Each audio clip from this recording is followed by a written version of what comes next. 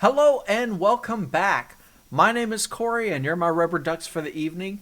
And this is the series where we are creating Tang, that is our own programming language from scratch, using nothing but our raw CSS, oh my, our raw C++ skills, and a terminal window with Vim as our text editor, and basic tools like Flex, Bison, ICU for our Unicode library, and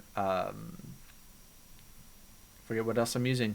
Google Test, like I said, Vim for our editor, Make to compile, and modernish C++, modernish, right? Using the newest features that I understand and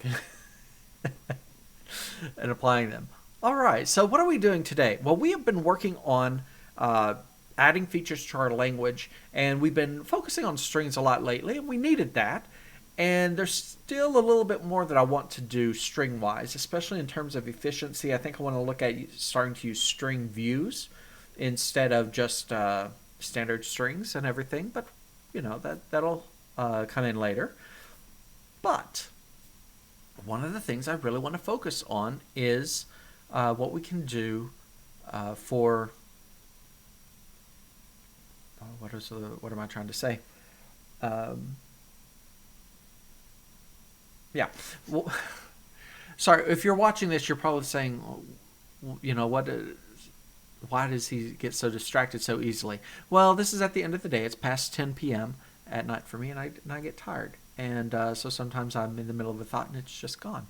But what we're working on today is, I'll put it back up there. This is episode number 66, and we are looking at native functions and an execution context. That is, we need both of those. And what is that? Here, we don't need to be at the terminal windows yet. First of all, what is a native function? We've already defined a native function so far, and that is a function that takes a native function takes, well, it's a function that is compiled as C++.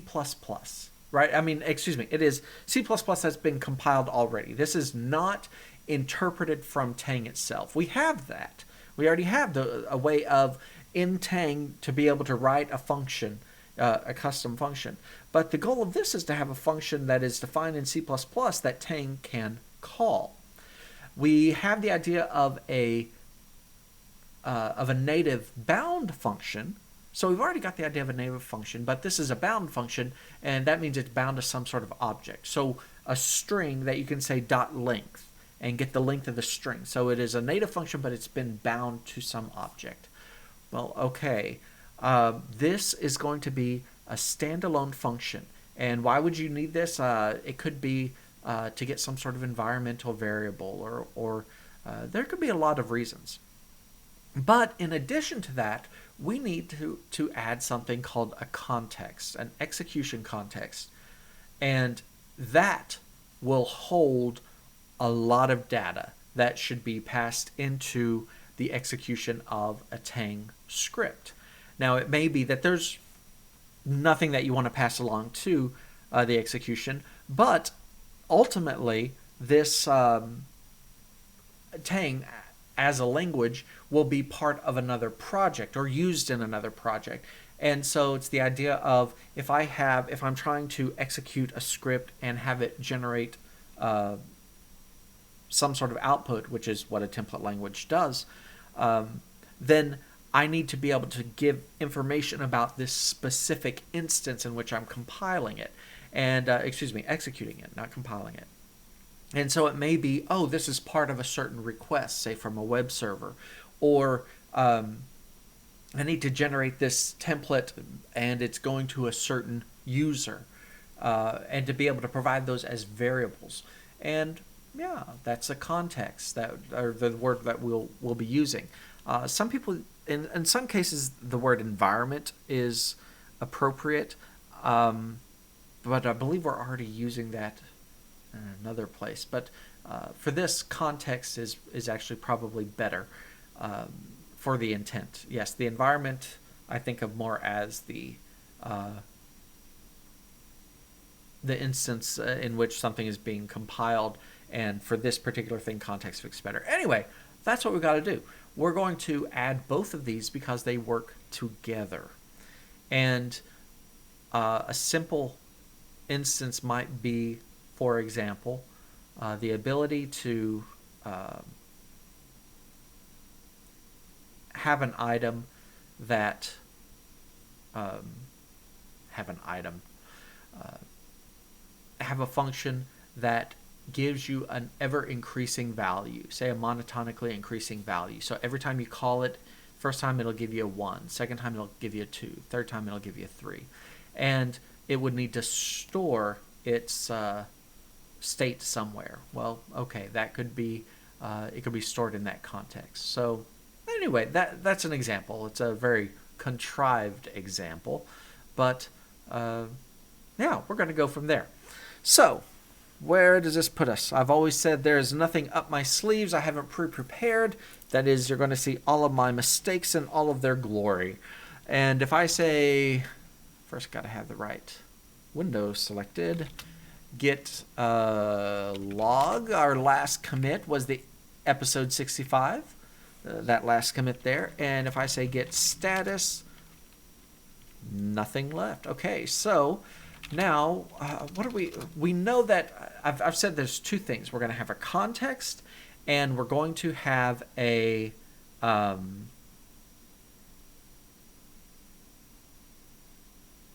native function.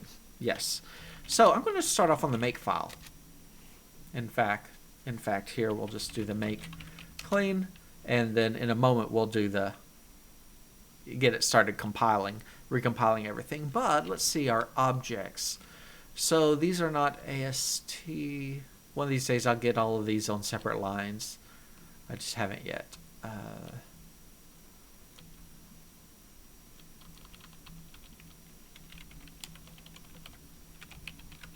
Objdr, and this is going to be a context.o. And what's the other? The native function. Do I have...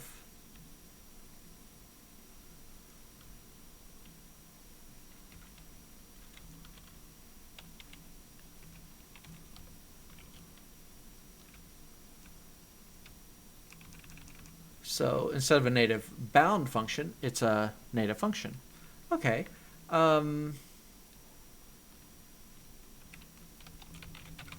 Look for the word native.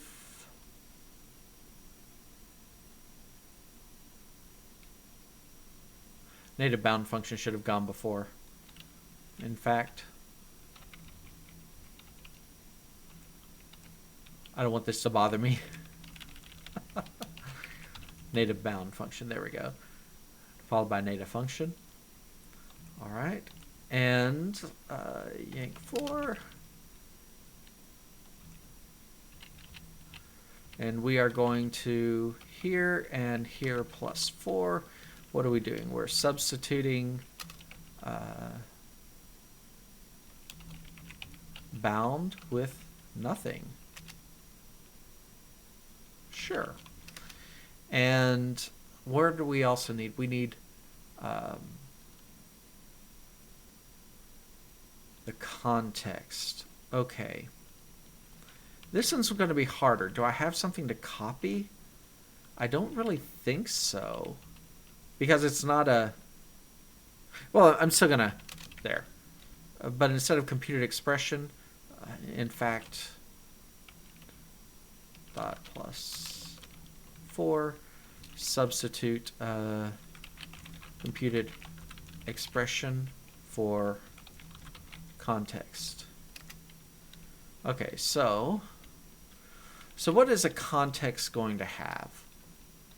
Context.cpp, include macros, context.hpp, garbage collected. Do I need garbage collected with a context? I don't think so.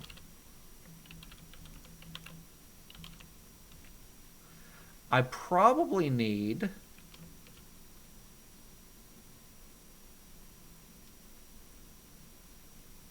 I don't know. I was going to say a program, but I can just give that a forward declaration, I think. So, all right, context.o.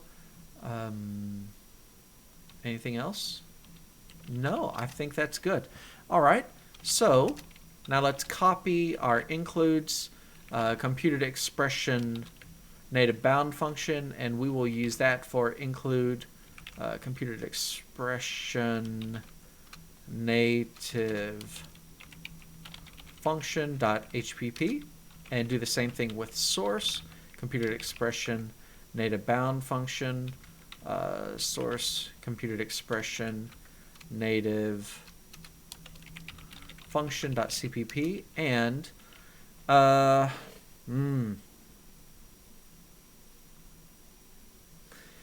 let's just copy the include, and we'll use computed expression.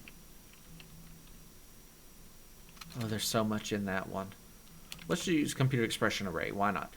For include context.hpp, and copy the source for computed expression array to the source for computed expression.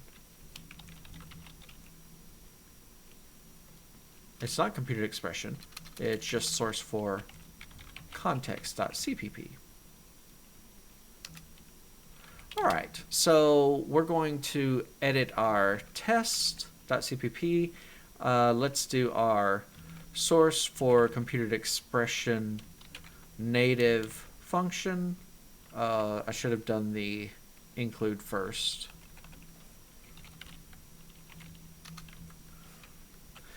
And now, oh wait, and that's going to be an HPP. And now the source for computed expression native function. And now the include for context, source for context. And I already know that we're going to need the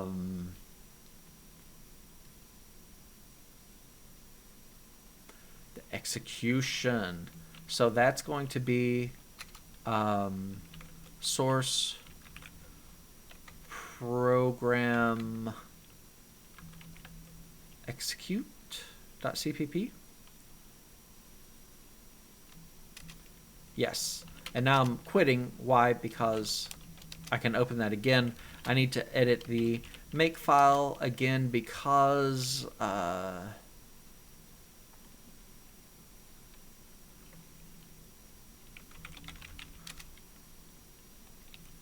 program-execute is what I need at the exact moment.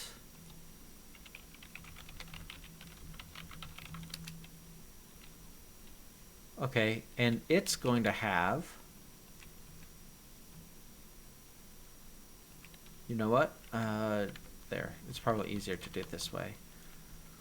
After macros, after program,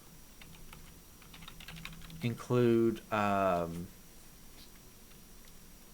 it need Tang scanner? I don't think so, but anyway, we'll come back to that. This is going to need context.hpp.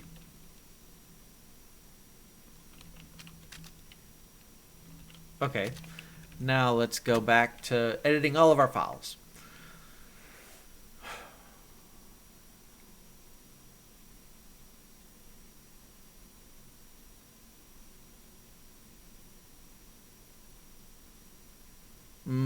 I've got a slight problem.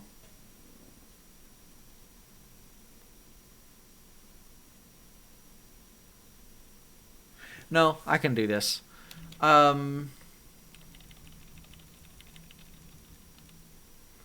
This is going to be ugly, but when have we written stuff that wasn't? So let's just yank 10.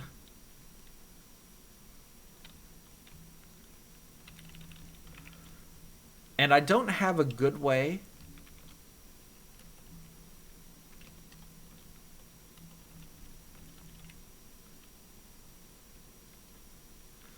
Nope, didn't mean to do that.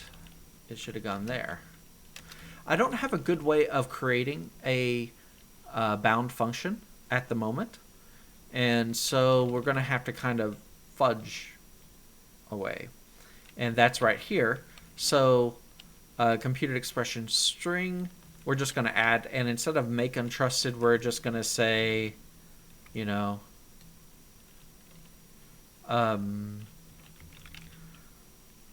custom function.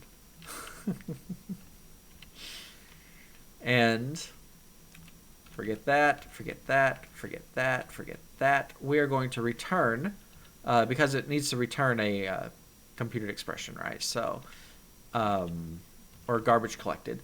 So it's going to be a garbage collected make computed expression native function, and we need to pass in something. And did I not grab the... Oh, I guess I didn't.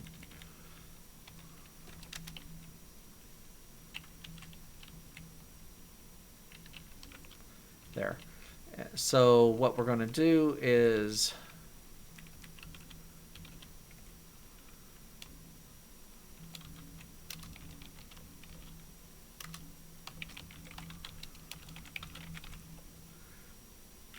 say have a way to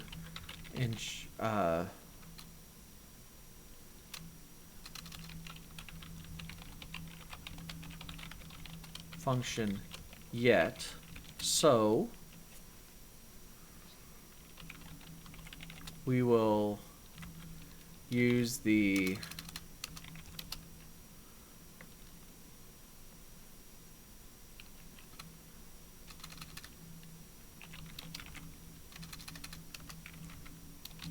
our ability to inject a native bound function into an object, and it will, I think will is too long, and it can then provide a native function. This will be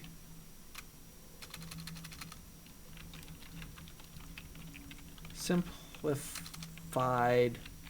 This can be simplified later when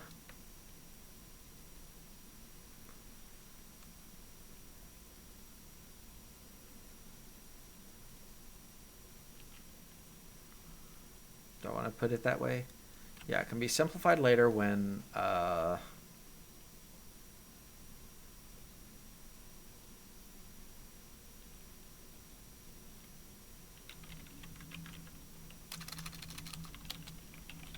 we implement libraries. Okay, that's fine. So what will this look like? It's going to be something along the lines of A is equal to something dot custom function. So that will give us, that will generate a native function, which we haven't written yet, but that's what it will do. And if we say print A with nothing, okay.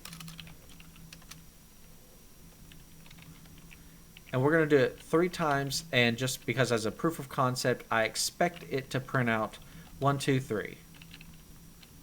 All right? That's the goal. Now notice we're not even trying to compile on the right-hand side because we're not ready. We've got to come up with several things. First of all, what does a computed expression native function take?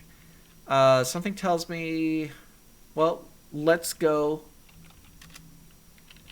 to a native bound function. except this is not a native bound function. This is just a native function. And so %s, we're going to replace all of the words capital B-O-U-N-D with nothing. And we're going to do it again this time, all the title case bound with nothing. All right, this gives me some interesting stuff. A native function not declared in the script, a native function provided by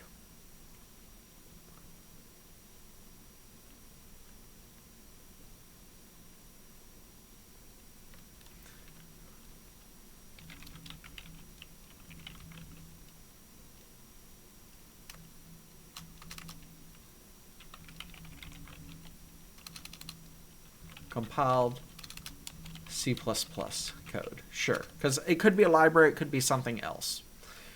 Okay.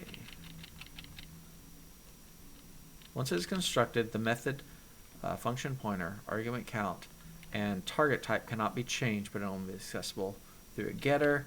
The target value that the function is bound to, so we don't need a target type. And argument count.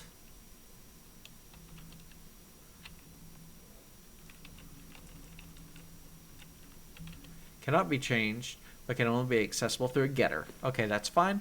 The target value, well,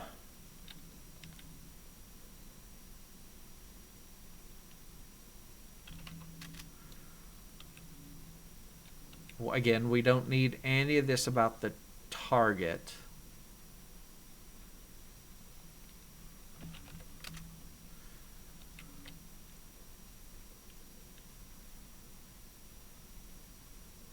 Don't need that because that's about the target.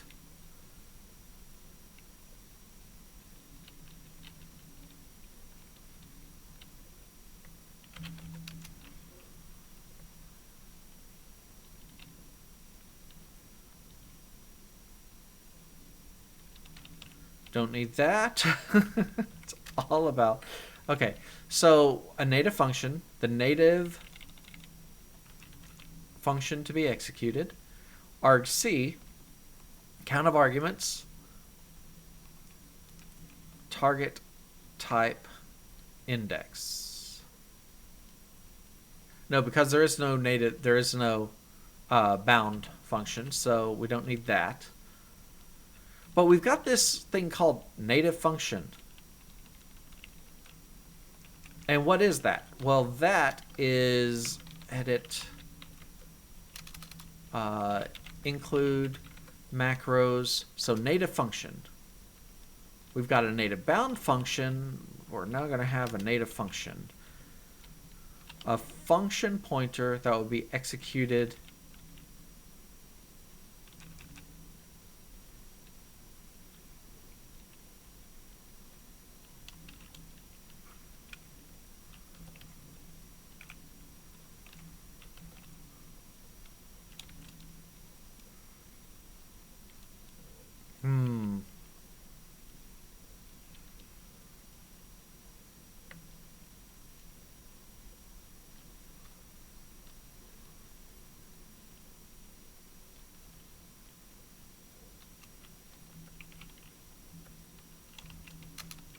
there.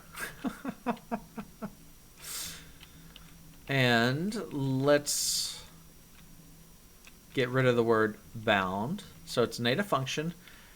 And we don't need to have a garbage collected value. We do need our arguments.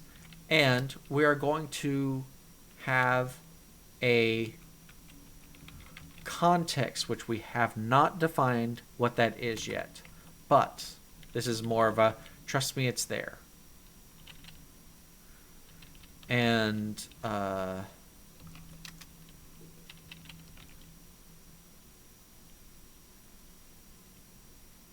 nope, we're going to put this just right up here. And I'm going to also do a class context. This is just a, trust me, it's going to exist at some point.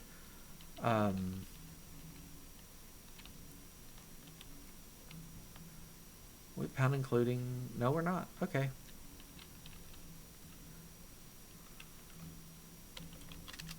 So native function, we'll take a vector and a context.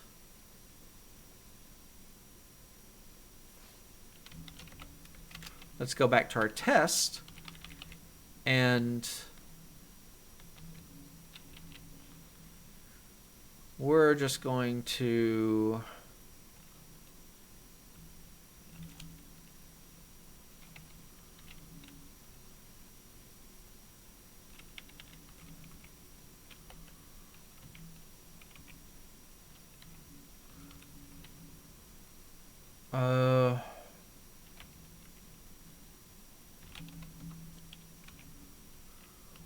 undo that. Try this again.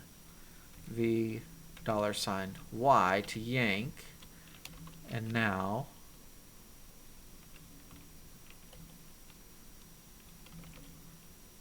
P. That's what I meant. And now let's get rid of the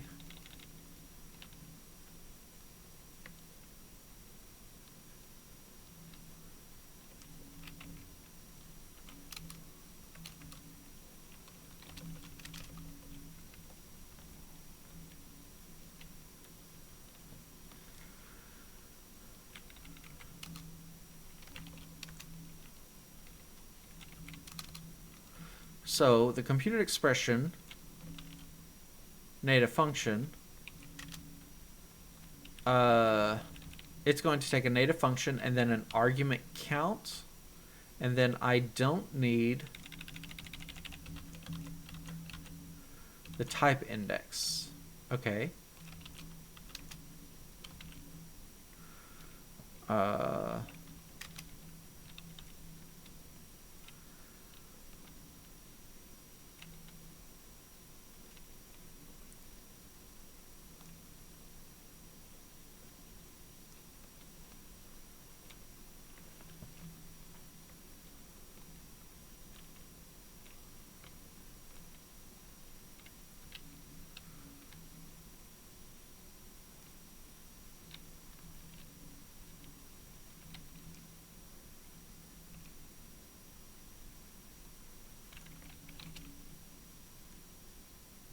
I don't think that's in the right place.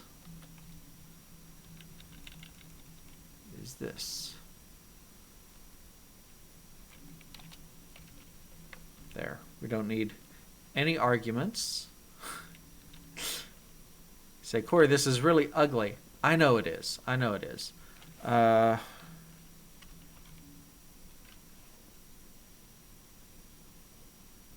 I... Just trying to make it ever so slightly smaller so that it fits on the line better so that I can see how it's lining up. Alright, so we've got this custom function which when executed will return, so this is what it executes right here. When it's executed, it will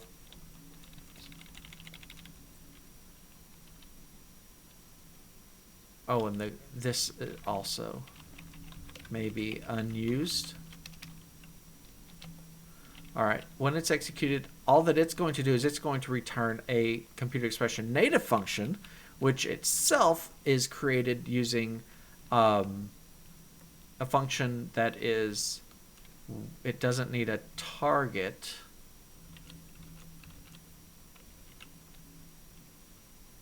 It has a vector of args, and it has a context ampersand context, and we're also going to say, just so stuff will compile, maybe unused. Okay, but it's going to say, well, I don't know what a context is, and that's all right. All that it's going to do for the moment is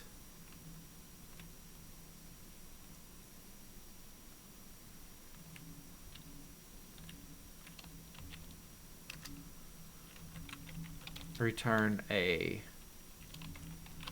garbage collected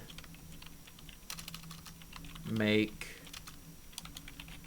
computed expression, for the moment, string with high.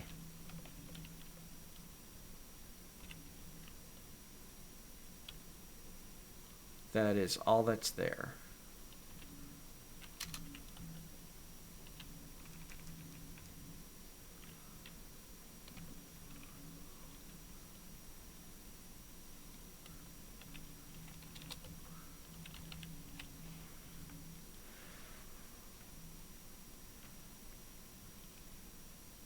Just for the moment, do I have all of my stuff in a row?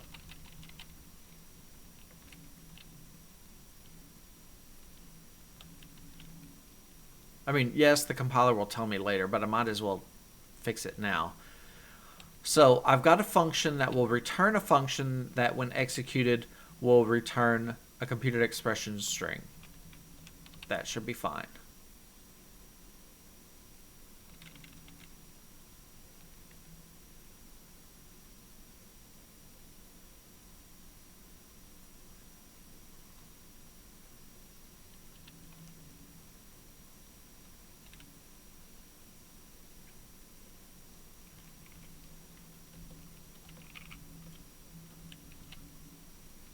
And that is actually correct. Whew. All right. So, I mean, it should print high. Okay. So we've got this computed expression native function.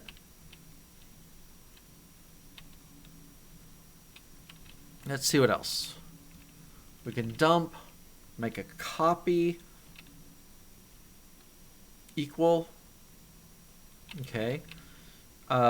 We don't need this target thing. So we don't.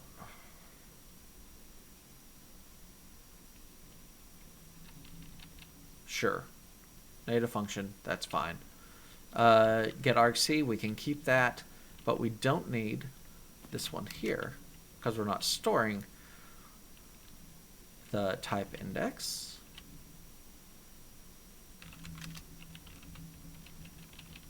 Okay, I think that's pretty good.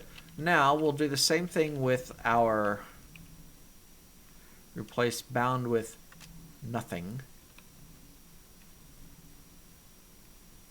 And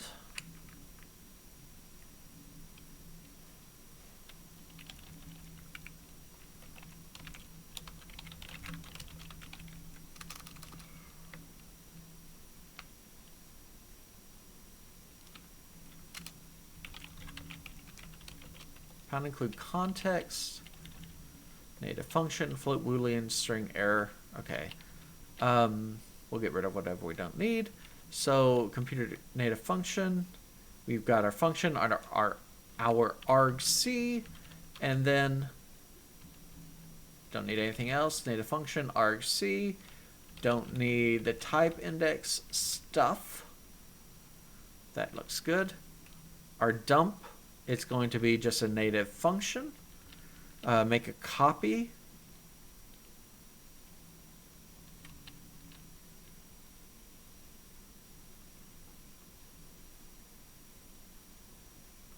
It's truly a copy. If we just have to have it. We don't need to make a copy of the target. So we could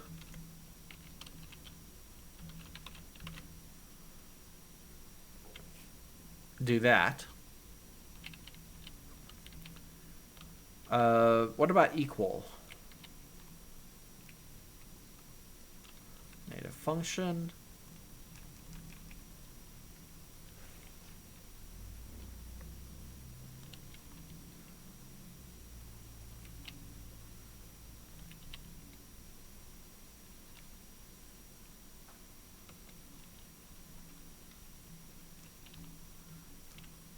Native function and the argcs match.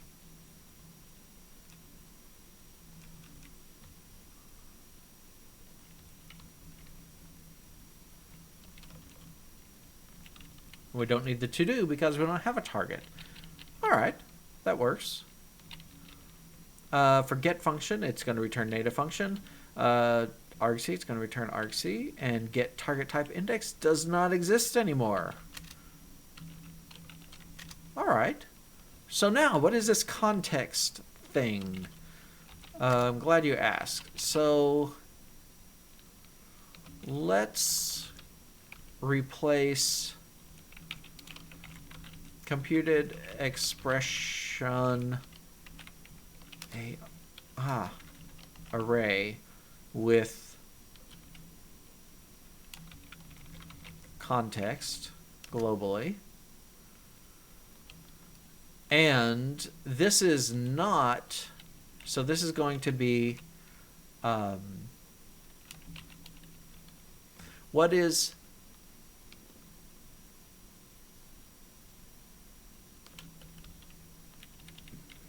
sorry, seeing this and I want to fix it now. Context class. This is going to say holds all environment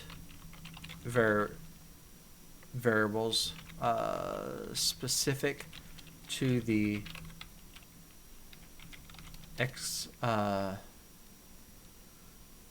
execution of a program.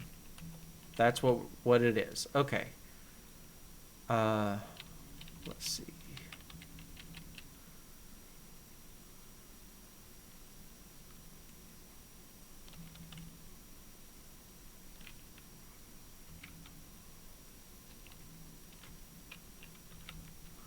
There. And now it's just class context and nothing.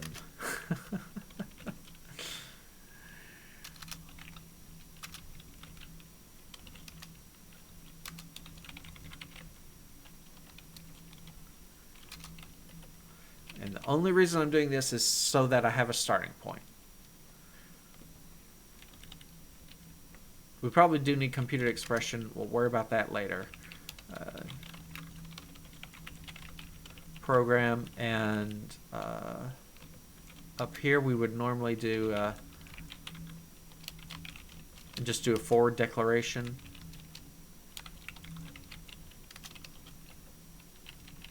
There we go. Oh, program by itself. What .hpp?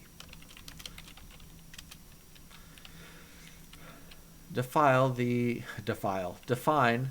I was reading the word file at the same time. Define the Tang context class.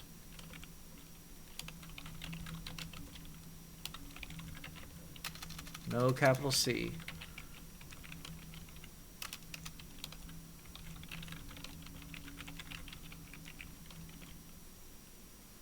And probably a few other things, but for now,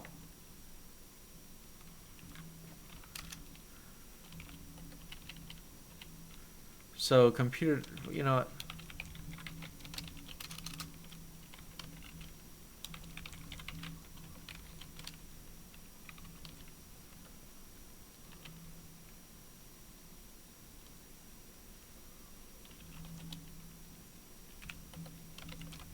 Is that all I need? Maybe. And then the program execute, we'll worry about that in a moment.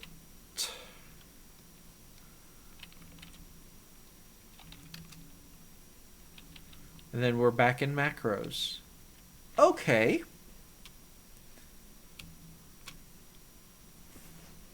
Let's see what doesn't compile anymore, since we've been going for about, I don't know how long, about 40 minutes. Make test watch. Let's break stuff.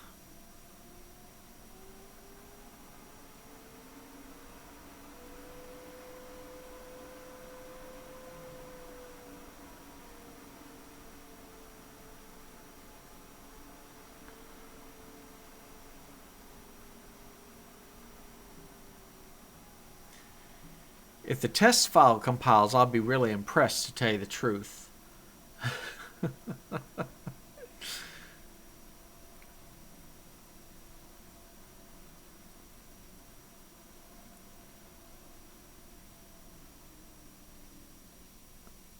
Well, I can't be impressed because I didn't change the name of the test file.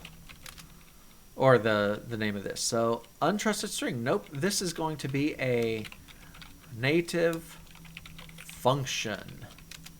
And this should not be syntax, but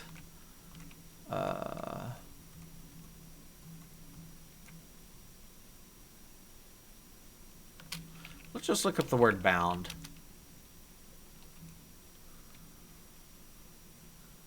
Class functions.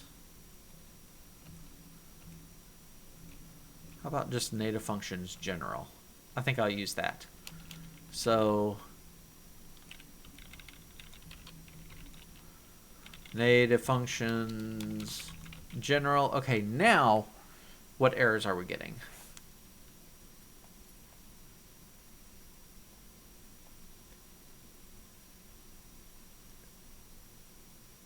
It wasn't declared. Well, why didn't I declare it?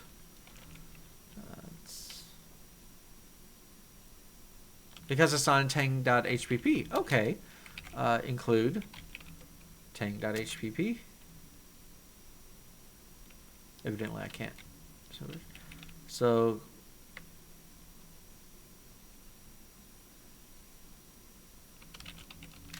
let's do that again.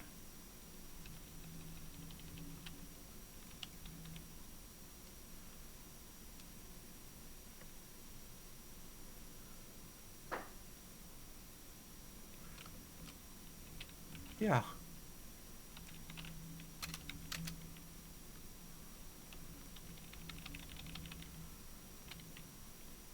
I'm thinking I should have all of the includes in here, but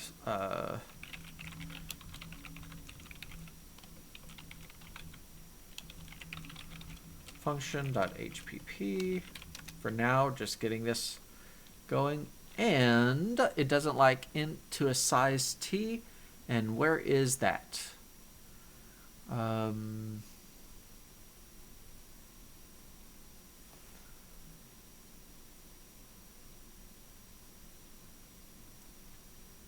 Test.cpp line 9. Well, that's where it's included from. But where is it being called from? Oh, right there. 1996.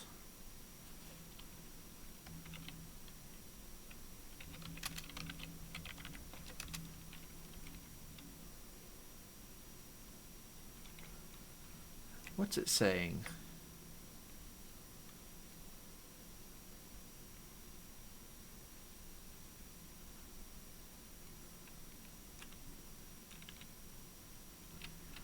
The only one is this. It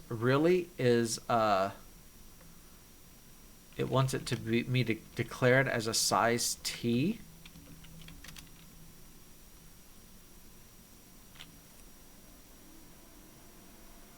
Okay, by the way, I'm going to say this. I like it because I honestly didn't have any syntax errors. And this is nice too, because it didn't die on me.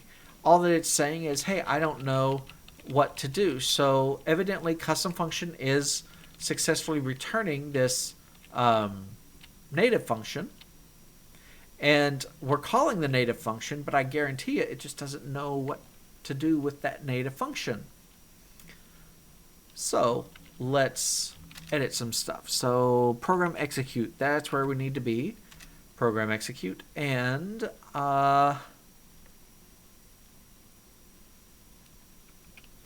it should, where's my call func? There we go. So if the type is a compiled function, there we go. Else, if it is a native bound function, we have all of that.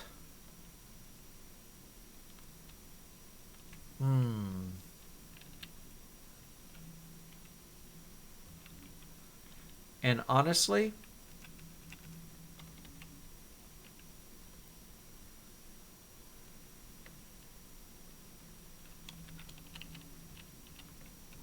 there.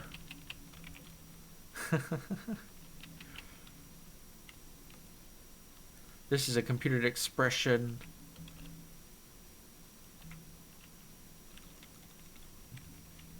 Bound function. Bound function. Okay.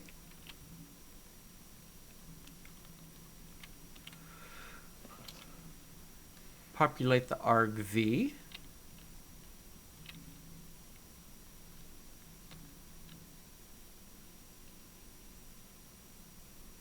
Okay. Remove the arguments from the stack. That's fine. Verify the number of arguments supplied. That's we would expect that. Make sure there's an object that was bound to the function. I don't think we need any of that.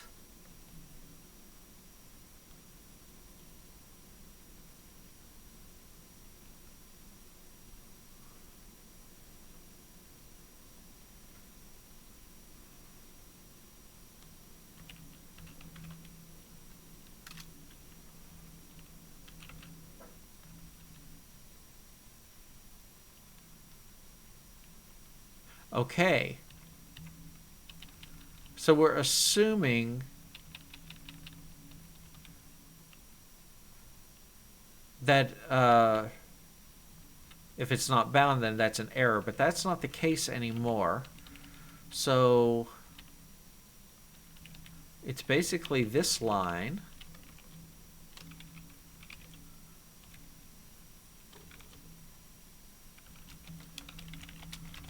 Call the native function. Put a line after that. And is there anything else here? I don't think so. So there we go. We don't need the target, just the argv. And the context. So, Corey, what's the context? I'm glad you asked. No, not of this context. It's just context. It doesn't exist yet. It's about to. What is a context? I was about to hit right and it wouldn't do me any good. So, do we have context here?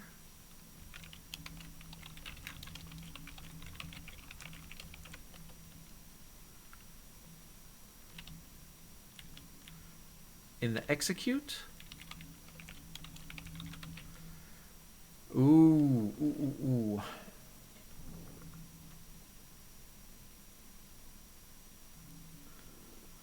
You know what? For right now, we'll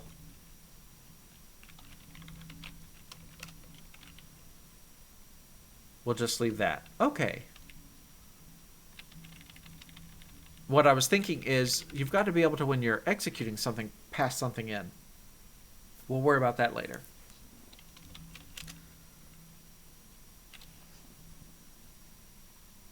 Not declared. Did I not include it? Computed expression native bound function. Native function. Fix that problem.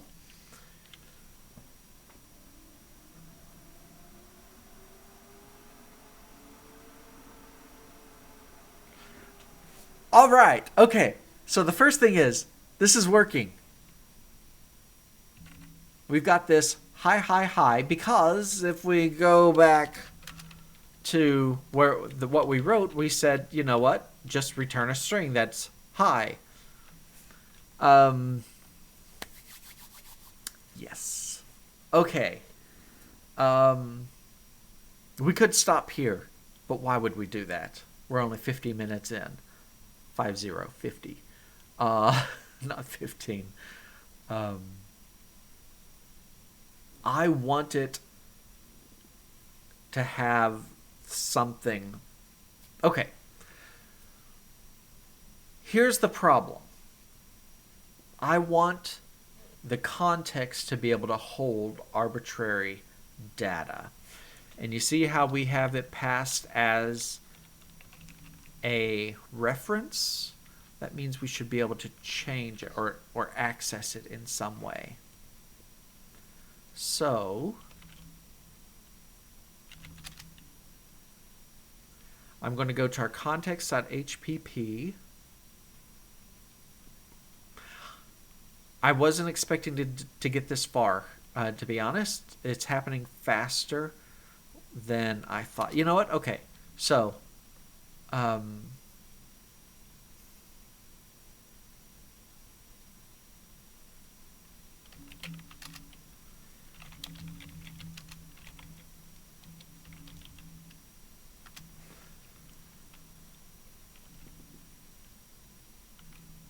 just really quick, I want to make a commit for where we are, but I don't want to add the test file yet. So git add makefile, include macros, include Tang, source program execute. Notice we didn't have to add any opcodes, which is nice. Our include computer expression function, our include context, our source computer expression function, and our source context. All that should be staged, and the only thing that's not staged is the test. That's fine. Git commit not -a. Our commit message is commit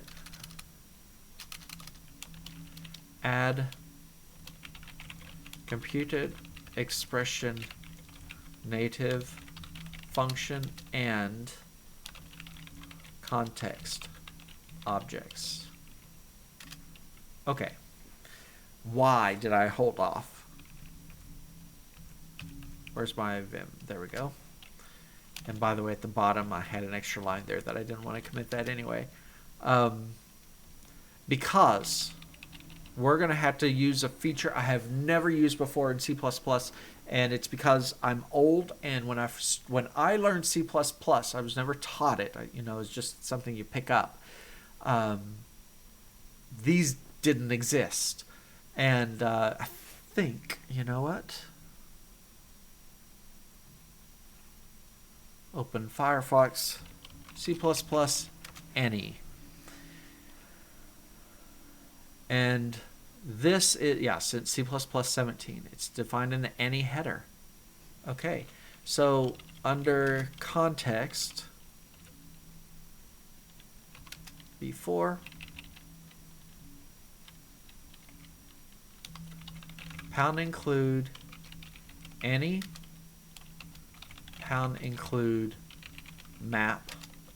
Okay, and one of the first things that we're going to have here is, so this is a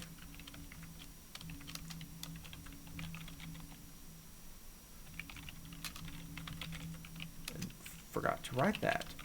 So bad. And this is going to be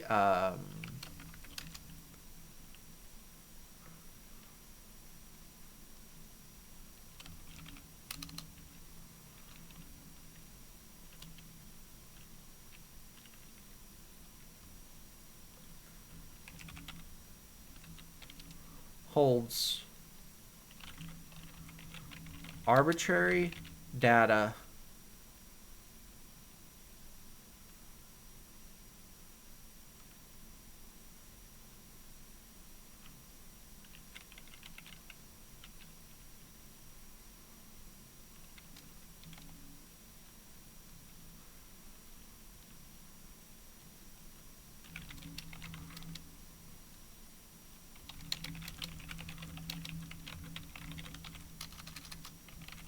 for use in the program execution. And this is going to be a map of string, which we haven't included, and it's going to point to an any. And we'll just call this data. So vector string. Okay, So what is an any? Well, it is. It can hold any type of data. The only problem is you have to know what type it is that you're asking for, and you have to say, hey, is this whatever? And if it is, then okay, give it to me as that whatever, and I'll work with it as a typed value. And we do this right now anyway with our computed expressions, right? We'll say, is this a computed expression string? Okay, static cast it as that, and we'll go from there. Except any will hold any type of value. So has a value, returns the type ID, any cast, make any, create. So I have not used this. I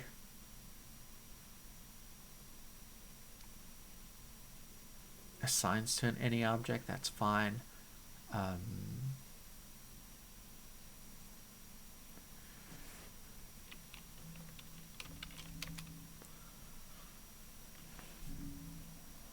See if we're getting compiles.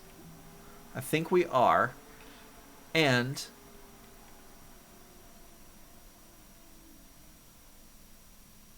so I'm resizing this window so that I can have it over here and okay, so what we have is we've got our context will have something in it called data, and that data will be a map, and it will contain an any. So the any could be another map of any's, or a vector of strings, or whatever. It could be any value. And so I'm telling you, I've never used this before, but I've heard it and read about it, so we're going to use it. And so all that we're going to say is, first of all,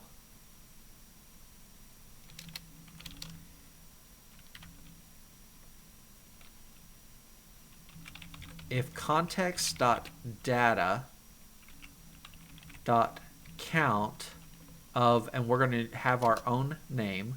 Let's just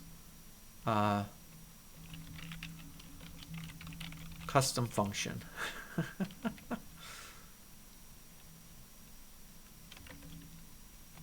So if it exists, then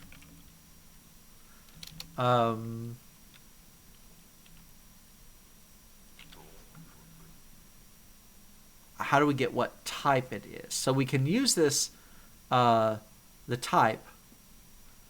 Is there anything else?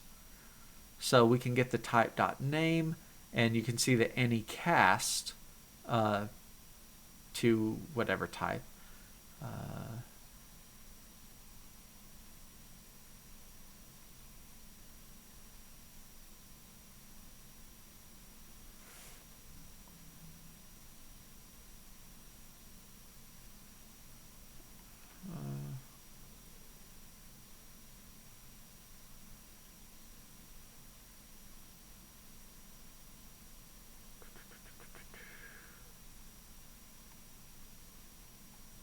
Now, by the way, the reason we're not using variant is because you have to specify all the possible variants, and quite frankly, I want this to be open-ended. I want someone writing code to be able to throw anything they want, any type, and that means if it's a map of any's that in turn is a map of any's that, on and on down, I don't care. I want that flexibility. So what we're first saying is over here on the left-hand side, there we go. We're saying if custom function exists. And so I think we will say an int value is, or count. We'll do count is equal to 0. I know I want to say else. If it doesn't exist, let's set it.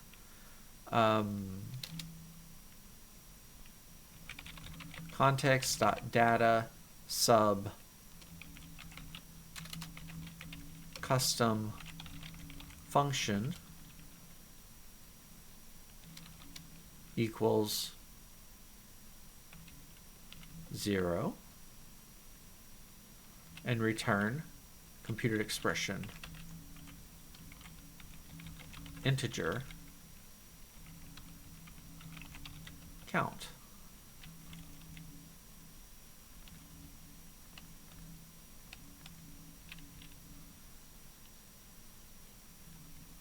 Okay. So if it does exist, then we need to say if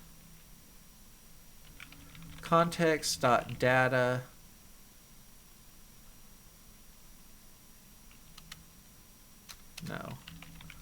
auto ampersand val is equal to context.data.at custom function there. If I don't want to do the anycast yet, I would rather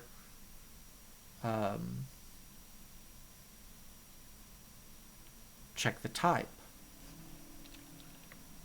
If val.type is equal to, would it be type ID? Does type ID return the type info? I think it does. The type ID of int, which is what I expect it to be.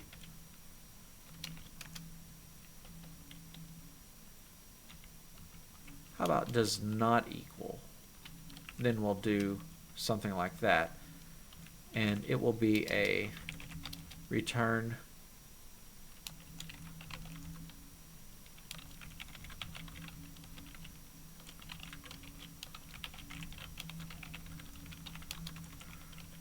error, and we'll give it an error, ERROR, of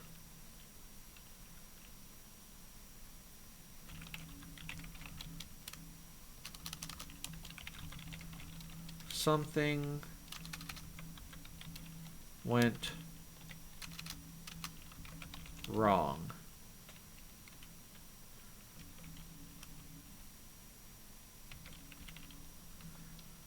Otherwise, it is. And so we will say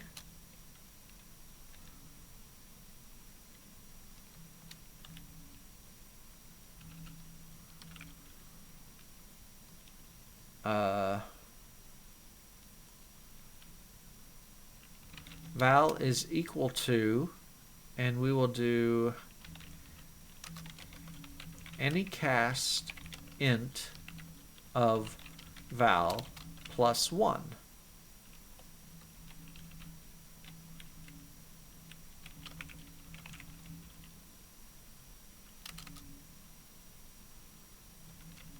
Count is equal to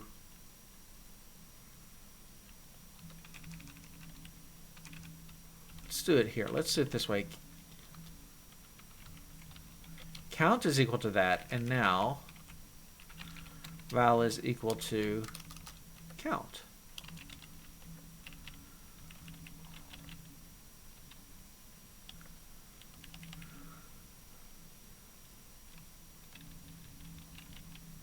So I think it's going to print out, I had 1, 2, 3, but it should print out 0, 1, 2, the way I wrote this. Let's see what's not going to compile now, since, like I said, I've never written this before. Probably going to get all sorts of bad stuff. And because it's some standard template library stuff, unfortunately, our error messages aren't always helpful. Invalid use of incomplete data context? What?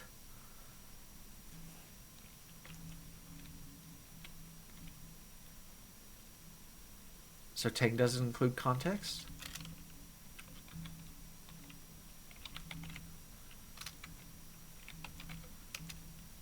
Oh, no, because we just wrote it.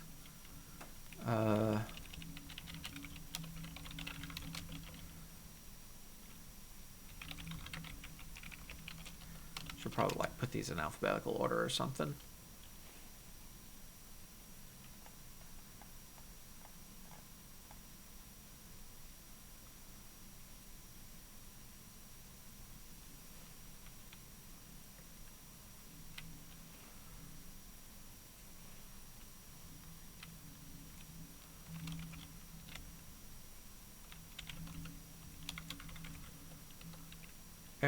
and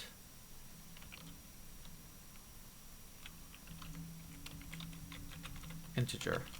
Probably need both of those.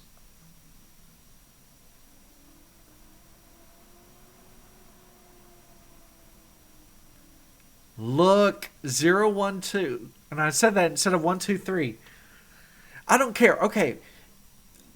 This is awesome. Because what it's doing is I'm going to go back to it. When I call, okay, so who cares about how I'm getting it? This, any string, doesn't matter what I created it as, custom function, that returns a native function. And my native function, when I call it, it has access to this context object.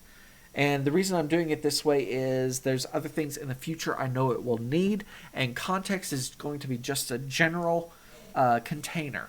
All right? So, general container, and it is using that general container. You can see it here. In fact, I should probably add some comments here because this is a big mess. So we're going to say add custom function as a method to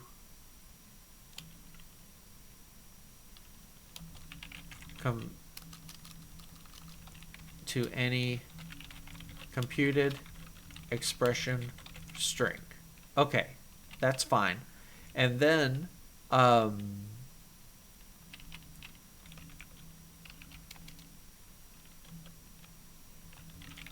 custom function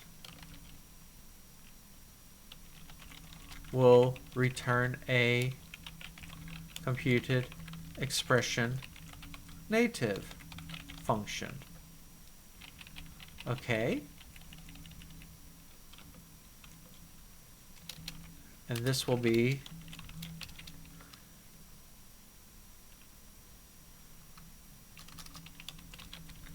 we are in a computed expression native function.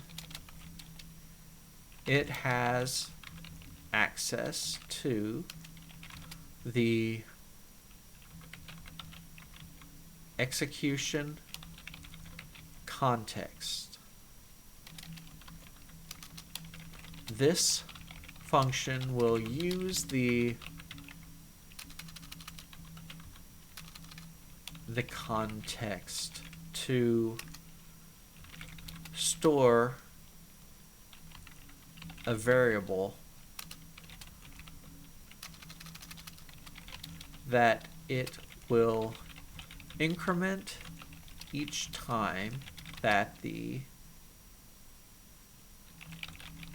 function, too many letters, is called. Okay. I'm going to say this here. This is a, let's see.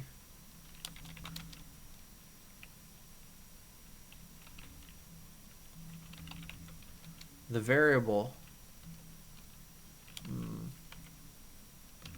is not the type that was expected, so something went wrong. Rather than overriding the function, and by the way, this is so I can test for this later. We will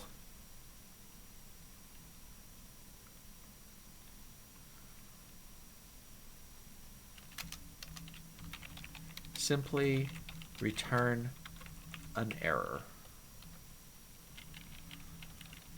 Okay, so what is this? What should I say here?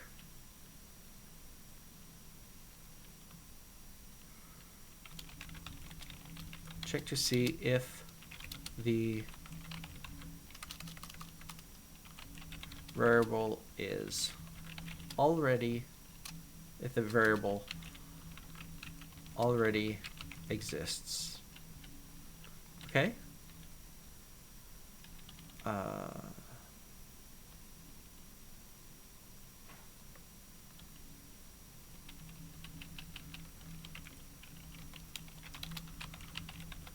The variable exists. Increment it.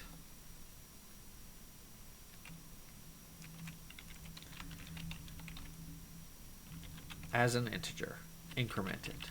Good. The variable did not exist. Set it. And I'm going to explicitly declare it as an integer, because if I set it as a float, by the way,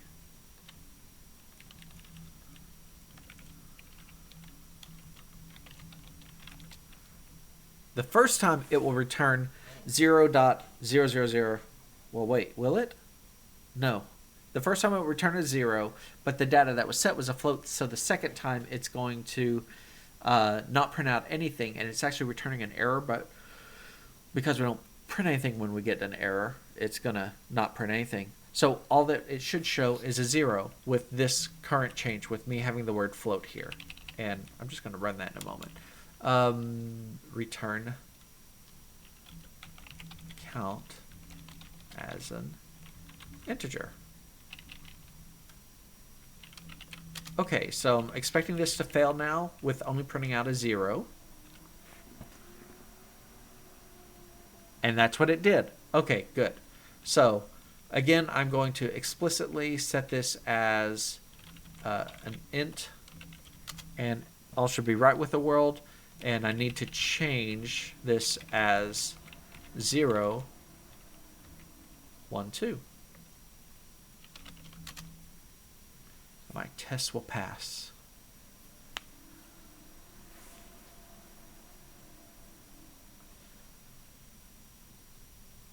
All right, let's do another test.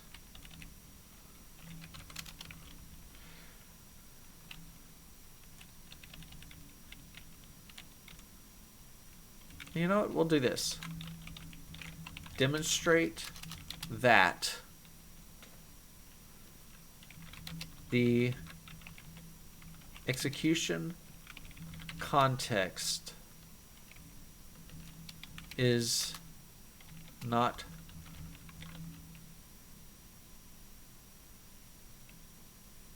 persisted. So you know what? I'm going to do this.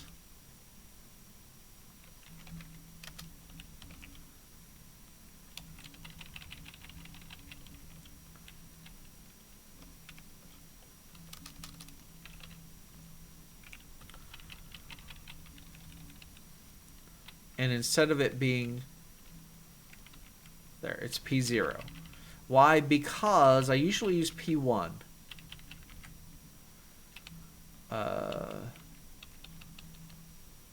But for this,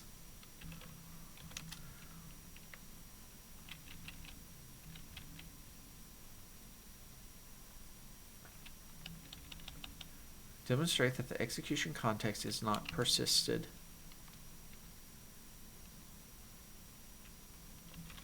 when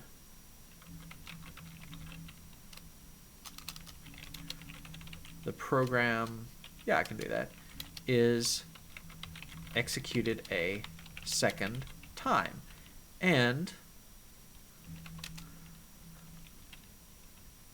I know I've got this P1, and that's just so I can copy this really fast and have a different program. Now I'll get rid of this D5.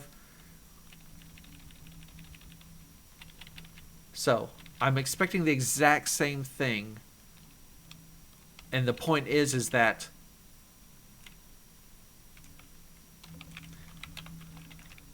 the output is not 345. That's the goal. And as well, this last one's going to pass anyway, assuming the previous one does.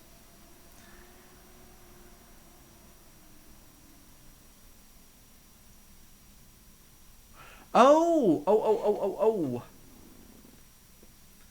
Because the program, when I executed it a second time, so it added it to the output. I didn't think about that. You know what? I want to test for this. I want to say,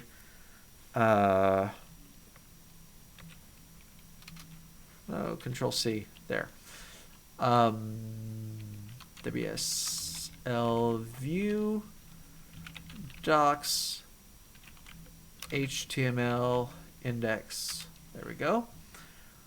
Why? Because under my classes, let's look at the program class and output. Out. Where is out? Public member, public types, public attributes. Out is a... Yes, so I can reset it. That's what I'm getting at. So all I need to do is, because P0 has already been executed and its output has been stored, we must reset the output variable, or the output string. Let's just say string, output string. There we go. And that's going to be p0.out is equal to nothing. Okay. And now get back here and rerun that. Still, the last one will fail because I'm not resetting it yet. That's fine. What I want to do in the last one, however,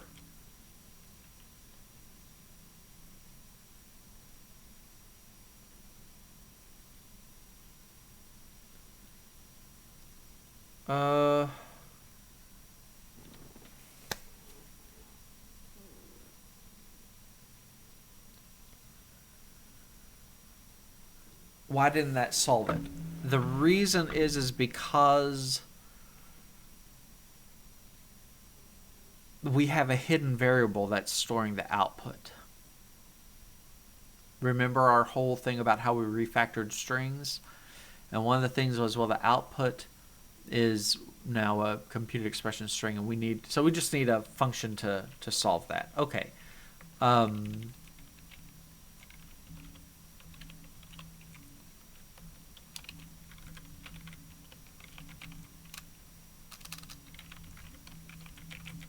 Clear output. And it's going to say, hey, I don't know what that is. And I will say, of course you don't, because I haven't written it yet. So we need to edit the source for program.cpp and the include for program.hpp, and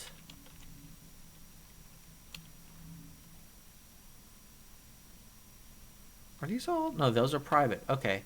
So add break, push break.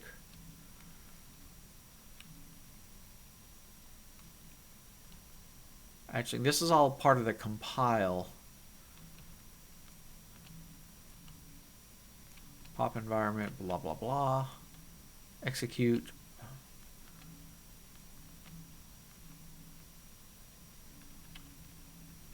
I think I'm going to add it here. And this will be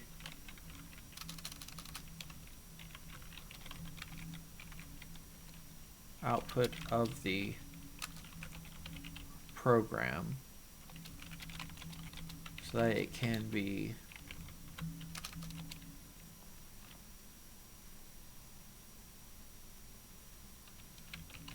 used again.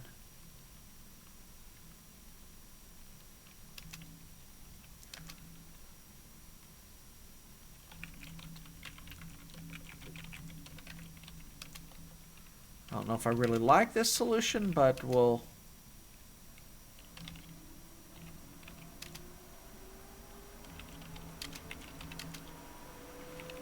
After get result. Okay.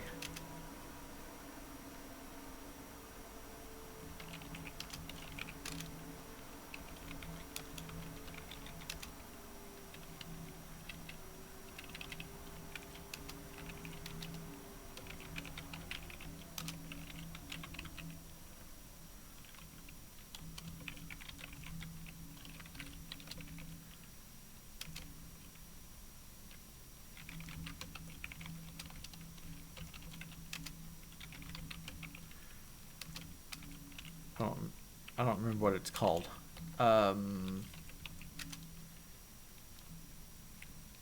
It's a hidden thing.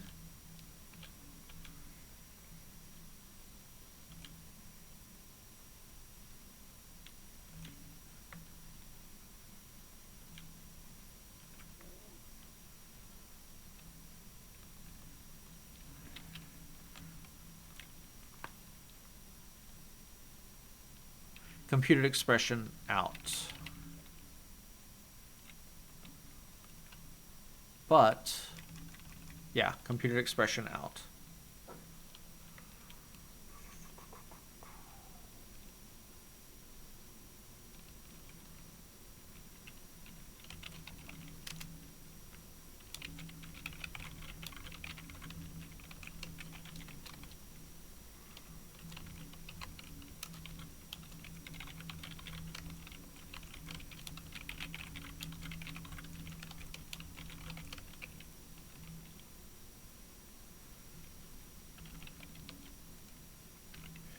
Is that what I do when I'm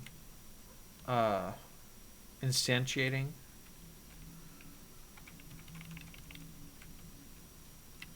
Computer expression string and yeah. Okay. Okay.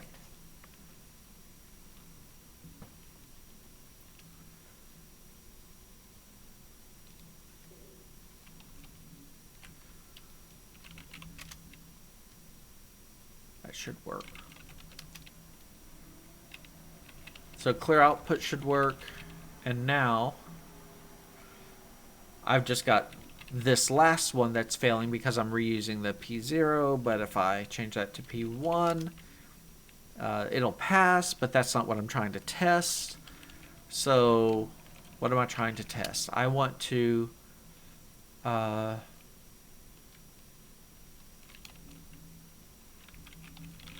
demonstrate that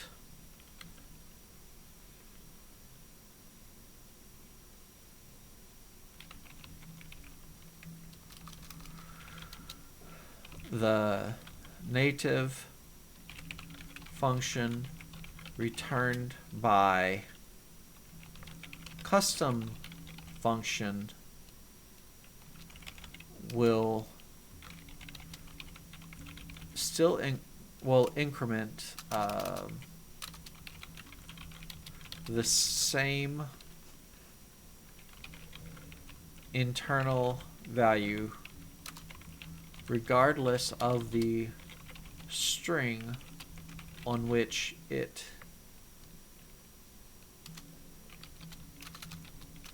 is defined. All right, so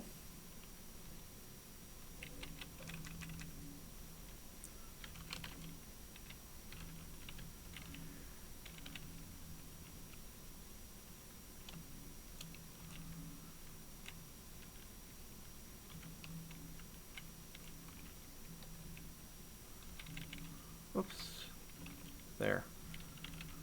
So this is going to look weird, but I'm just going to say an A.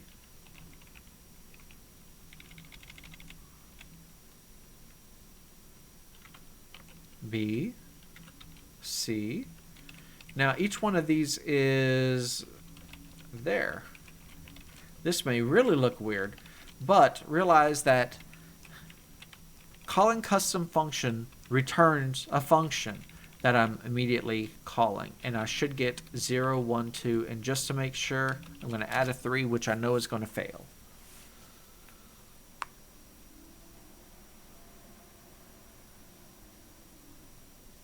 Yep.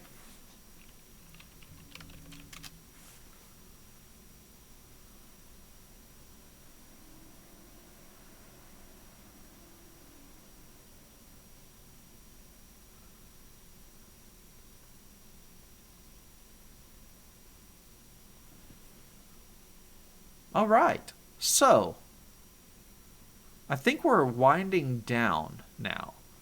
There's still a few things I don't like. In realizing and trying to run a program more than once, I don't like the fact that the execution context, the execution is stored in the program itself. I think that should be stored in the context so that we don't run into this. We should not have to call clear output. There, I said it. That's one of the things. And that's going to, however, change. Maybe execute should return the context. Maybe so.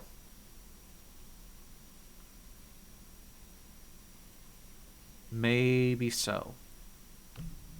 Okay, I've got a lot to think about here, but let's just go back and realize what we've done. We've got this, it's a roundabout way. There's a lot of comments in it, but a way of injecting a computed function, a native function, using our native bound functions. Not ideal, but in so doing, we also demonstrated that we could use this idea of a context to store some information and retrieve it.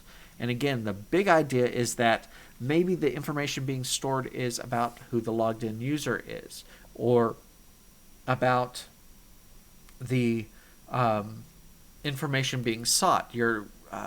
If you're compiling the HTML for an email, you may need to fill out information about an order associated with it, for example. There's just a lot of things that this type of functionality can take care of. And our tests, we just show that it works. We show that, we had to clear the output. I don't like that, but we'll revisit that. And last, that this works regardless of what we're calling it on. And we've got this kind of interesting thing of we're returning a function that we can immediately invoke, and our language handles it. Our grammar handles it, which I'm really happy about. So, okay. Oh, 5 more files to edit. You know what? Exit anyway. And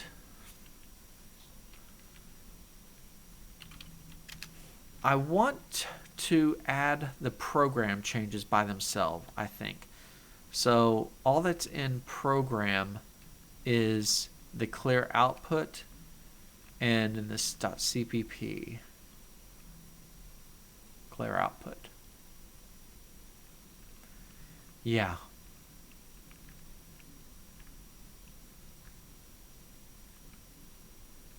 And then our tests.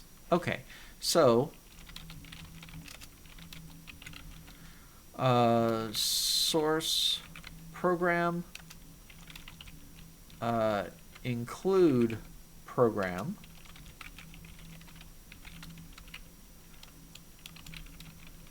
add program dot clear output as a temporary fix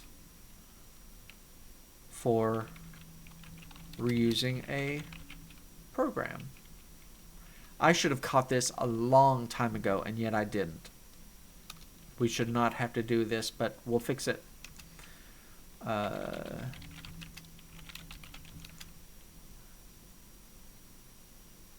did a -am.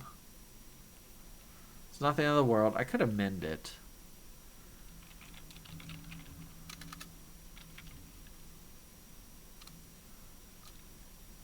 What is that syntax? I always have to look it up because I don't need it that often.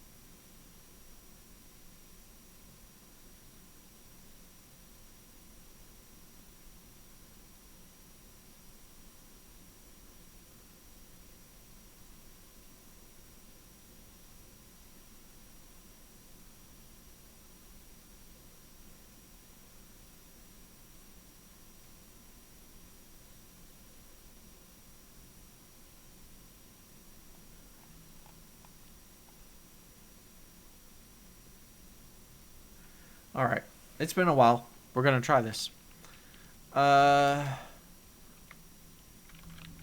Reset head tilde. There. Git add source program and include program, and then git commit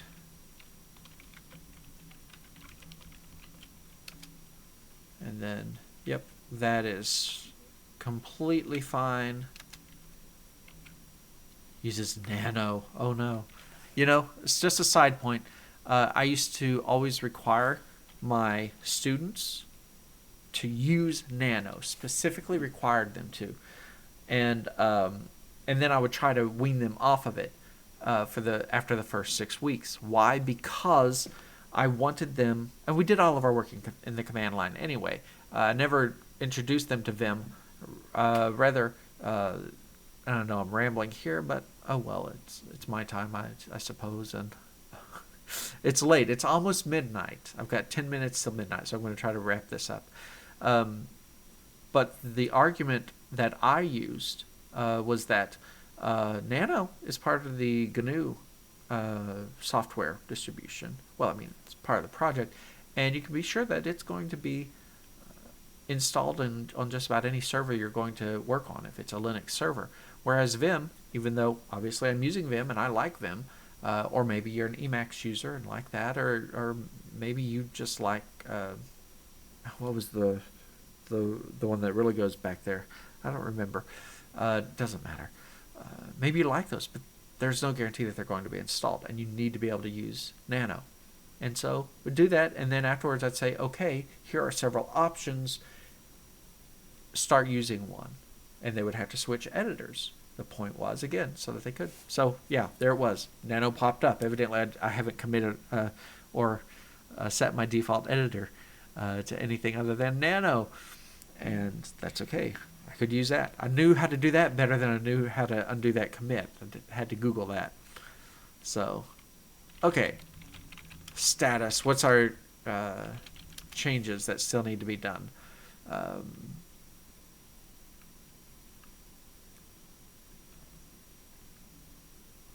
Yeah, adding the data element, adding the data member to context. And this I can do -am.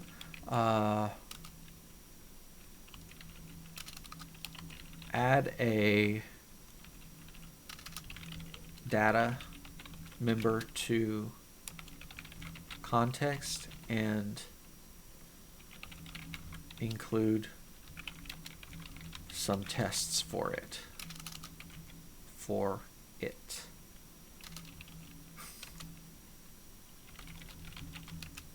Okay, we are clean. You know what? This is a good stopping point. Let's get. Oh wait, I've committed everything. Make docs. PDF. You know me. Make clean test. I don't care if it's -J8. Let it run, but I'll also let the regenerate our docs. I'm pretty sure that it's going to run. And my computer sounds like it's about to take off, so.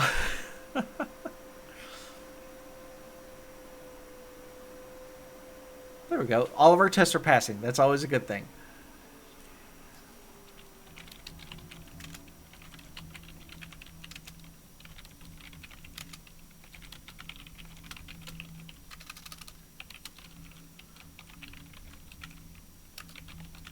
For episode... What episode are we on? Episode 66. Episode 66.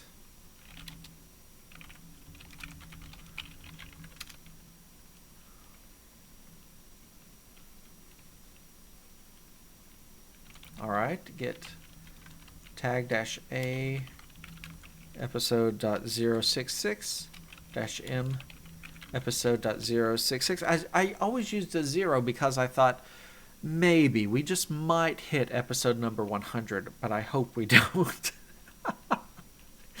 Because it's a lot of work. Episode 066, okay. And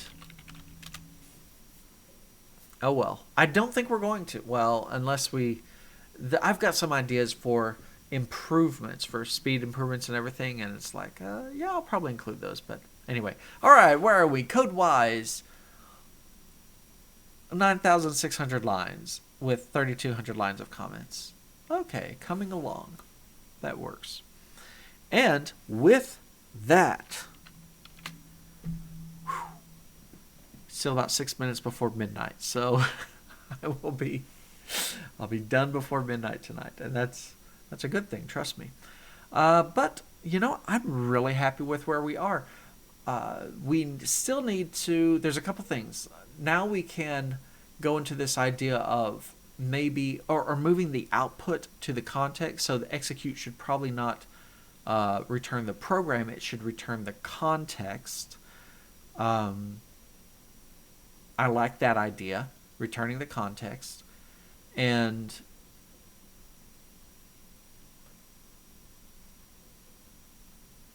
is there anything else? I mean, there's a couple things I'm thinking of, but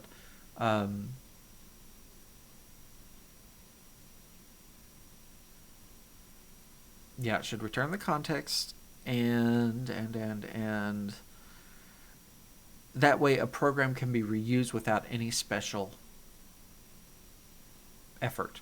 And then we're going to expand on how we're using the context. I think the context should be passed to everything, but of course it can be done by reference. Then, yeah, but I think it should travel along, and so then we can start adding information to the context.